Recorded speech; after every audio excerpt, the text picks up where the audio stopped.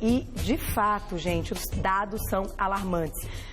Diabetes tem crescido no Brasil e crescido muito, inclusive em crianças, né, que é assustador. É por isso que a gente trouxe o tema diabetes, porém com as principais perguntas de consultório. Com ele, Dr. Roberto Navarro, mais uma vez, bem-vindo. Obrigado. Boa tarde.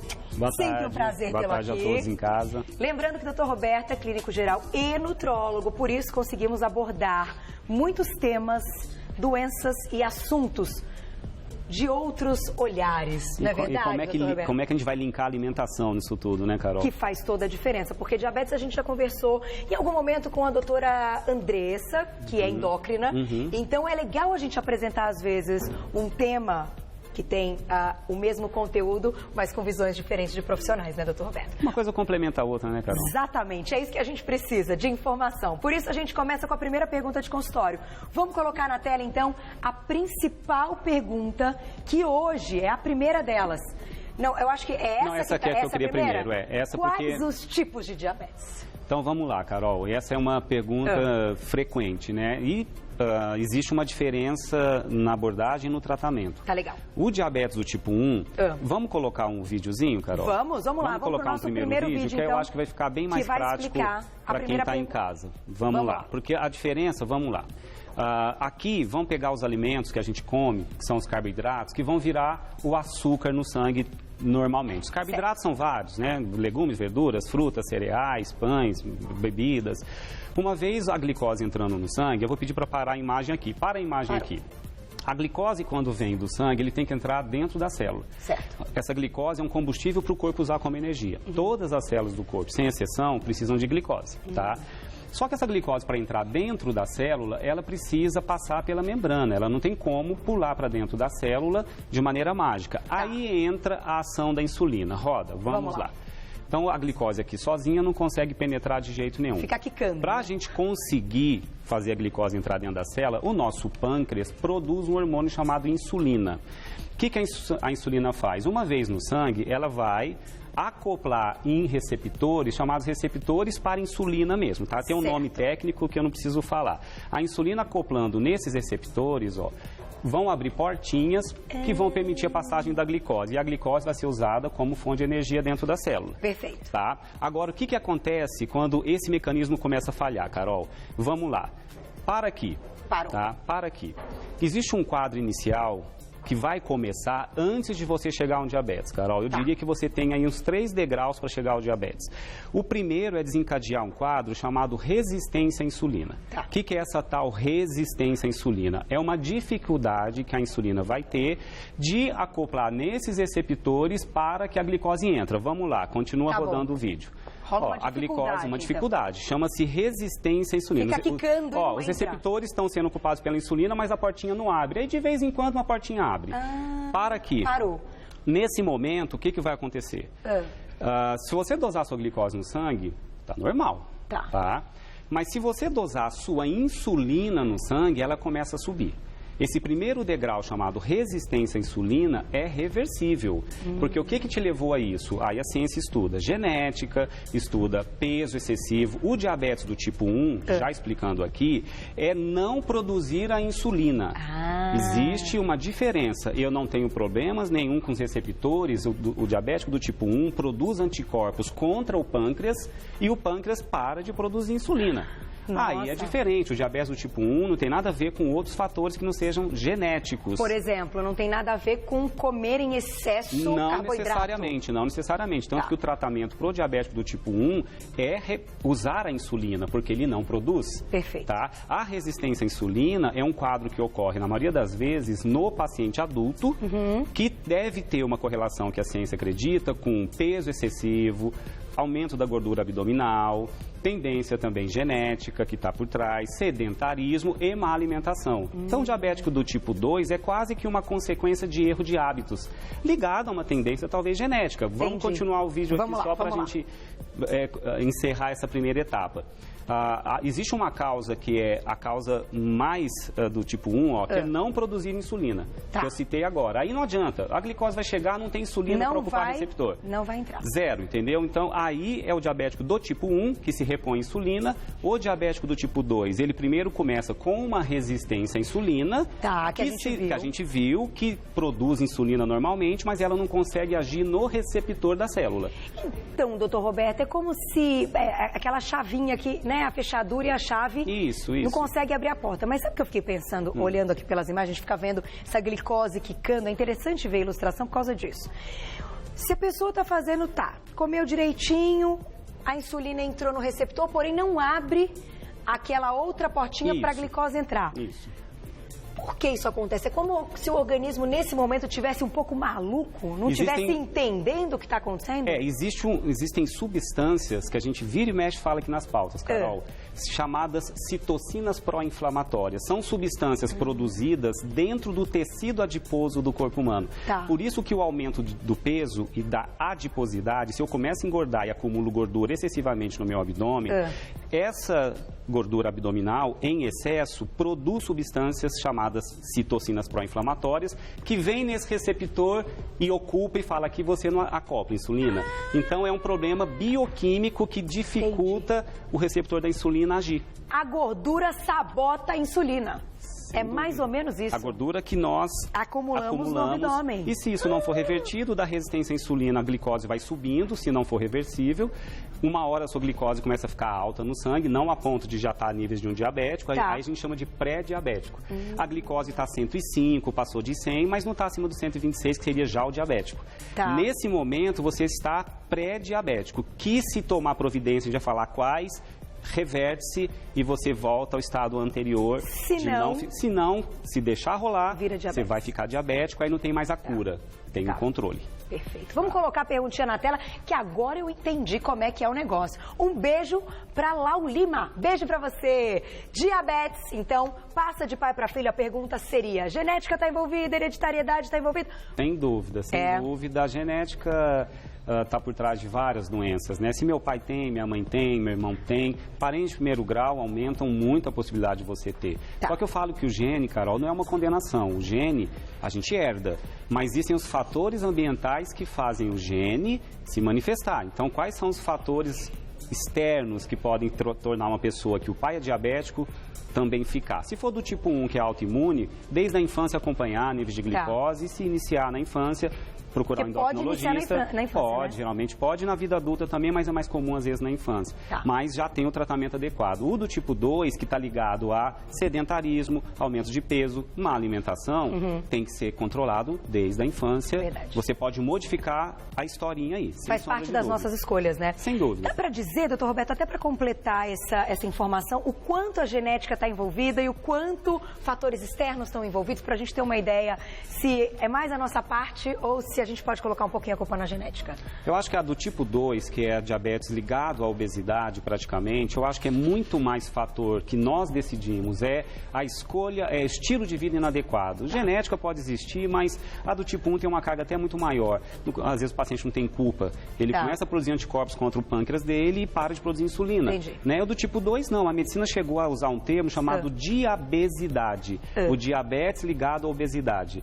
Que hoje a gente chama de síndrome metabólica, que é aquele paciente que está caminhando para o abismo. Ele está com a glicose já subindo cada vez mais e uma hora ele fica um diabético mesmo, se transforma num diabético verdadeiro, a partir daí não tem mais cura, tem controle. Na fase de resistência à insulina, intolerância à glicose ou pré-diabetes, tem tratamento, inclusive com medicamentos que se usa atualmente para ajudar e mudança de hábito, sem sombra de dúvida. Isso, então.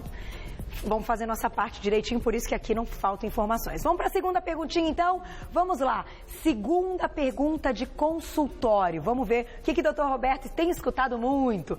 A diabetes acontece mais na mulher do que no homem? E aí, doutor Roberto? Não, isso é mais ou menos uma crendice popular, não. Na verdade, ambos, tanto homens quanto mulheres, têm uma tendência a ficar diabéticos se entrarem na síndrome metabólica, se aumentarem a circunferência abdominal também.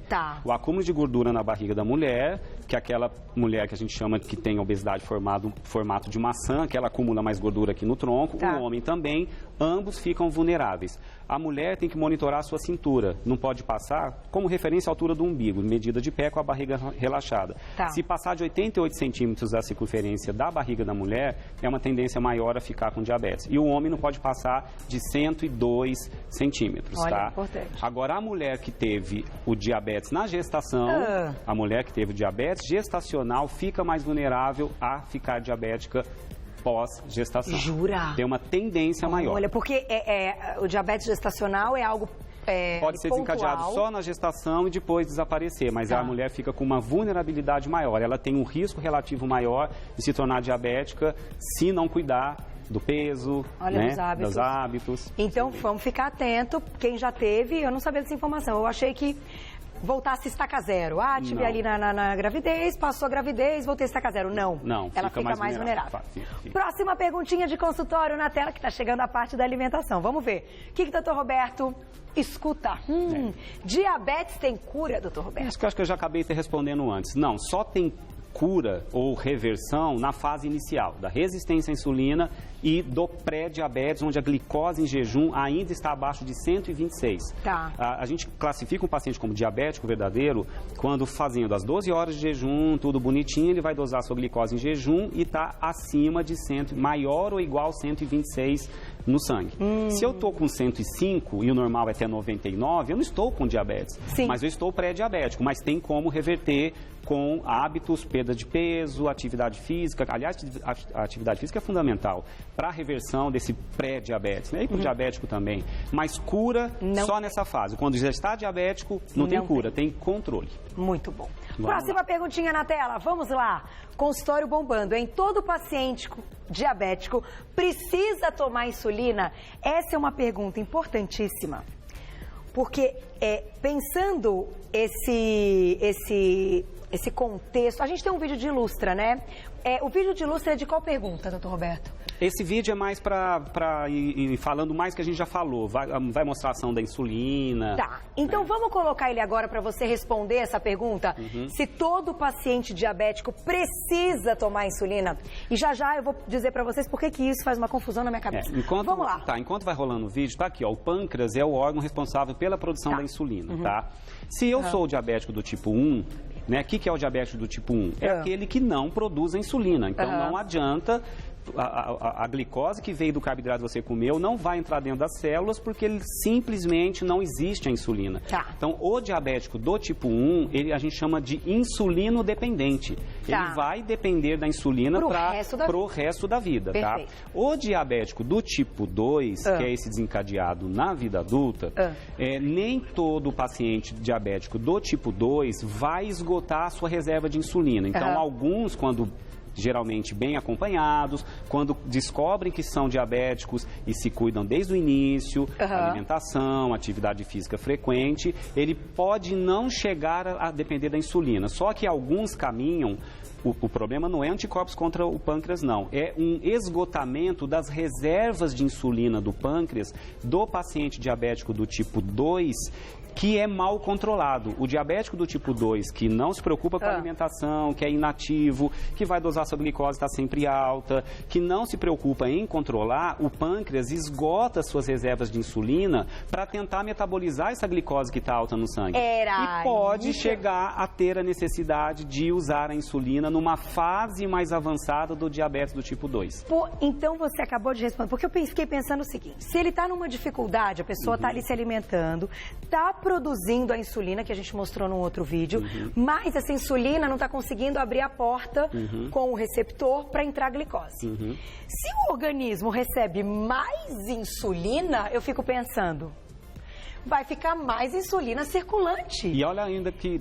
Então, por que, doutor Roberto, o paciente que já tem uma insulina circulante, que não está dando conta de colocar aquela glicose para dentro da célula, ainda tem que colocar mais insulina no corpo? Entendi. Eu fico... Você entendeu a minha questão? Que é isso que eu observo no quadro? E essa é uma dúvida. Eu acho que as pessoas de casa pensam... O que acontece, então? A insulina só vai ser aplicada no diabetes do tipo 2 quando as reservas do pâncreas se esgotaram. Entendi. Óbvio que é um conjunto da obra. Não adianta aplicar insulina... quem é do diabético do tipo 2, e comer de qualquer maneira, porque é como ficar alimentando uma fogueira. Sim. Tá? O que eu quero é apagar esse incêndio. Apagar o incêndio é diminuir a quantidade de glicose no sangue, sensibilizar os receptores de insulina, tanto que o diabético do tipo 2 toma medicamentos que agem em receptor de insulina também. Então, tem medicamentos que vão atuar lá na portinha de entrada e vão fazer com que a insulina seja produzida de maneira mais adequada também. É um misto. O diabetes do tipo 2, às vezes, ele sofre, depois de um tempo, um misto de dificuldade, a resistência à insulina e uma produção que começa a cair. Entendi. Então, você tem que corrigir os dois ao mesmo tempo. Isso eu não sabia. Então, o pâncreas, quando começa a se esgotar, né, nessa produção de insulina, é quando o paciente tem que usar. E tem exames de laboratório que detectam se essa reserva de insulina do pâncreas está se esgotando. Tem exames que os médicos pedem para poder incluir a insulina no tratamento. Exatamente. Agora eu entendi tudo. Doutor Roberto, você é demais. Vamos para uma perguntinha do público. Vamos ver quem escreveu pra gente. Valéria, beijão pra você. É verdade que quando a pessoa tem diabetes, sente mais sede, tem mais apetite? E se, aí eu acrescento, se isso pode ser até um alerta para a pessoa ficar atenta que pode estar acontecendo alguma coisa? Tem vários sinais que o teu corpo te dá, Carol. Na verdade, existem uma tríade muito comum no paciente com diabetes, que é urinar muito, ter muita sede e ter um apetite um pouco maior. Por quê? A glicose muito alta no sangue faz com que o corpo tente eliminar pelo rim.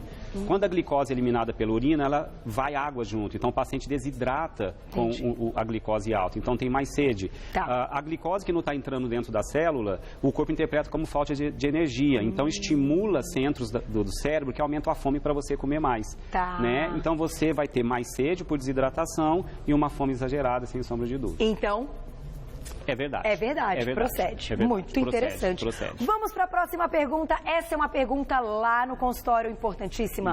Os únicos alimentos proibidos para o diabético são o açúcar, o pão e a batata? Que história é essa, doutor Roberto? Vamos chegar perto aqui dos nossos alimentos. O cardápio de uma pessoa que tem o diagnóstico, então, de diabetes é um cardápio totalmente diferente, ou você diria que hoje todas as pessoas deveriam respeitar um cardápio como esse, mesmo não tendo diabetes? Exatamente, Carol. A conclusão da ciência é que o diabético sempre foi condenado a cortar o total de carboidratos. Só que carboidratos tem vários. Por exemplo, uma fruta é um carboidrato, um legume é um carboidrato, um vegetal, uma folha é um carboidrato, incrivelmente. Só que tem uns carboidratos que geram muito açúcar no sangue, que são os de carga glicêmica alta. Então, sempre foram condenados a evitar o açúcar, as farinhas brancas, a batata, os pães, de um modo geral. O que a medicina hoje deseja é que o diabético não deixe de ingerir os carboidratos. Os carboidratos são importantes para a saúde humana, só que escolher aqueles que não geram picos de açúcar no sangue. Entendi. Então, só que além desses, o que a medicina ainda está mais preocupado é que parece que existe uma correlação muito grande do tipo de gordura que predomina no prato do diabético, se a gordura saturada do queijo amarelo, do leite integral, do corte gorduroso, do bacon, dos embutidos, a gordura saturada em excesso tem um efeito pró-inflamatório e isso pode aumentar a incidência de doença cardíaca. O diabético morre mais de infarto. Então, a gordura que predomina no prato também tem que ser muito bem pensada, porque a gente pensa só no açúcar, no pão, na batata, né, no refrigerante, e esquece que a gordura que predomina no prato também é importante. Então, tem que trocar mais por gordura ômega 3, pela gordura poliinsaturada. Não são só esses alimentos. Temos que prestar atenção nas gorduras. Nas gorduras. Por isso que eu acho inteligente, trouxe aqui, os alimentos, que eu acho que seria já a próxima pergunta, quais são os alimentos que ajudam o diabético. Vamos para a nossa pergunta, então. Eu acho que quais são os alimentos que ajudam os diabéticos? Acaba concluindo aqui boa parte do que eu queria fechar. Quais alimentos ajudam no controle. Lembrar o seguinte, gente, quem está em casa. Quem é diabético e se medica, não dá para trocar o remédio por alimento. A gente tem que fazer um trabalho em conjunto. Tá? Tem alimentos que facilitam, por exemplo, a glicose não entrar rápida no sangue, o que para o diabético é muito bom. Se ele tem um pico de glicose menor no sangue depois que come, excelente. Isso para o diabético é fantástico.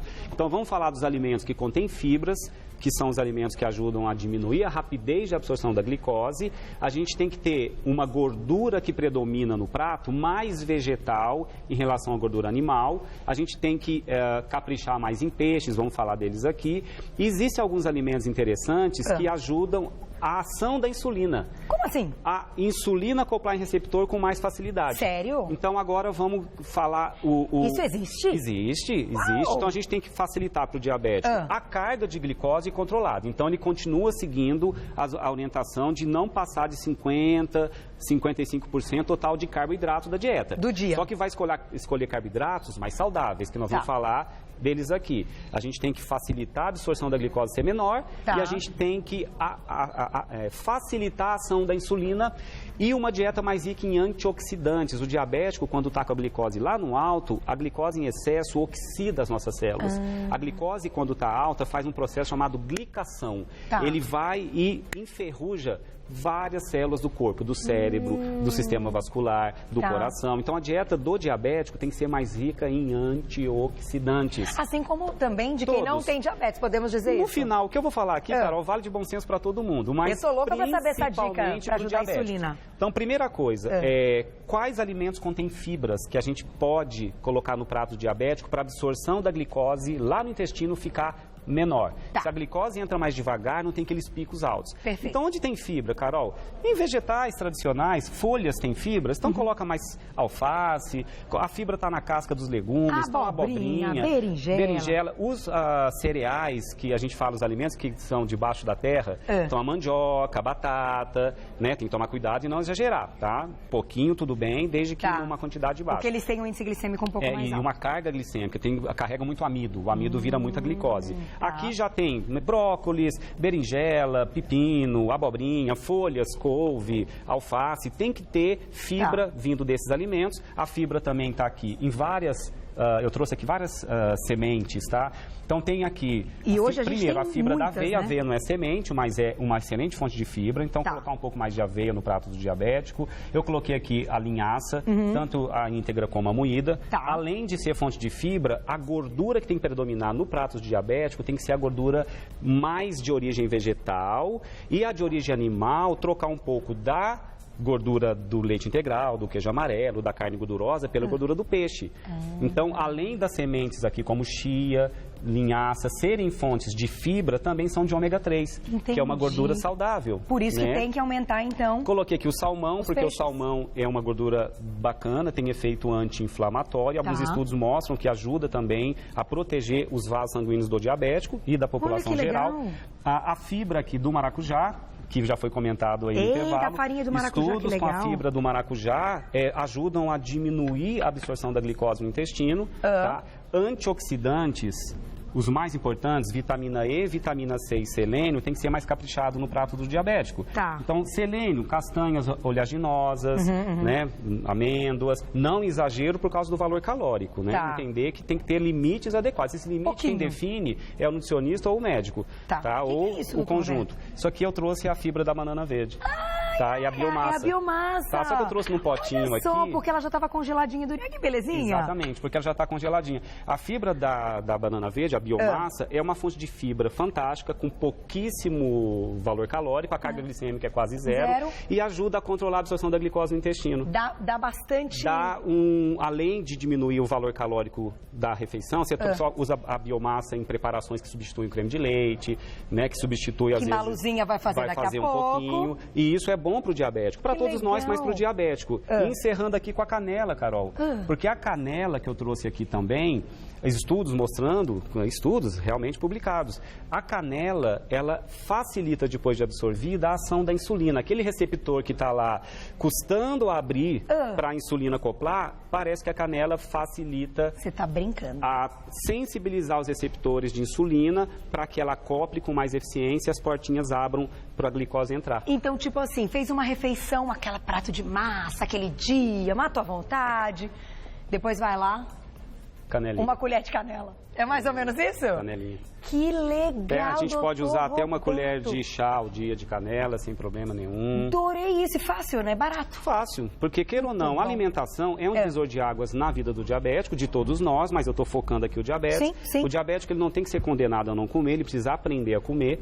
O açúcar continua sendo contraindicado, não quer dizer que está liberado. As farinhas brancas refinadas, não só a farinha de trigo, tá, gente? Vamos tomar cuidado aí com a farinha da mandioca. Porque a mandioca tapioca tem carga glicêmica alta. Então, a tapioca, que é muito legalzinho aí, tá na moda, para o diabético, tem que tomar cuidado. Ele tem que usar as farinhas mais integrais. Um trigo integral, tudo na forma integral. O arroz integral, caprichar em antioxidantes, vitamina E está em bons óleos, está no abacate, está no azeite, selênio em oleaginosas, vitamina C em frutas cítricas. E é barata. Barata. O peixe talvez seja um pouco... Pode trocar pelo atum. Mas tem outros, não é? Tem outros peixes com preço legal. Sim. Doutor Roberto, tenho que encerrar, estourei tudo que podia, que não podia, né, diretor? Mas só para fechar, uma pergunta que é uma curiosidade. O que determina o horário que este paciente diabético vai inserir a insulina? Porque cada paciente tem um horário, tem dia no meio da tarde, tem dia à noite. O que define isso? Na verdade, isso vai definir, primeiro, o grau de não produção da insulina e o grau de glicose no sangue, que tem que ser monitorado. Então, o paciente diabético ele é ensinado a medir a glicose durante várias horas do dia, em jejum, picando o dedinho, colocando naqueles aparelhinhos. Ele tem que fazer um monitoramento depois da refeição, 1 hora depois, durante alguns dias, e levar para o médico. Entendi. Aí o médico vai definir assim, o seu problema está num pico maior depois da refeição. Então, existe a insulina de ação prolongada, que é aquela que faz lá no período da manhã e ela vai atuar, chamadas de liberação ultralenta. Ela vai sendo absorvida, ela vai caindo no sangue depois de injetada bem lentamente e ela vai atuando quase que o dia inteiro numa forma contínua. Entendi. E existem as de ação rápida, que você corrige pós uma refeição que está muito alta. Então, isso é muito complexo, Carol, não dá para padronizar isso e falar aqui para quem está em casa, porque depende de uma lista de dados que o médico define o horário, se a insulina vai ser regular, de ação rápida, de ação lenta, toda uma estratégia definida. Mas eu achei legal para fechar perguntando, porque a gente... É informação, né, doutor Roberto? O que falta nesse país é informação. É por isso que aqui no Você Bonita não falta. Agradeço todas as perguntas que chegaram. Eu sei que chegaram muitas perguntas. Claro que o doutor Roberto volta. Ele está sempre aqui no Você Bonita, quinzenalmente, às segundas-feiras. Quem quiser, pode acessar o site, que é o nutrasaude, tudo junto.com.br, para conhecer mais. Tem muita coisa no site legal. E você pode seguir também no Insta, @nutrasaude, com todas as dicas do doutor Roberto Navarro, nutrólogo e clínico geral. Muito obrigada mais uma vez pela aula e pela consulta, não é? Bom, foi uma consulta tenha sido proveitoso muito para quem completa. Tá em casa, Carol. Obrigada, doutora. Até a próxima. Um abraço.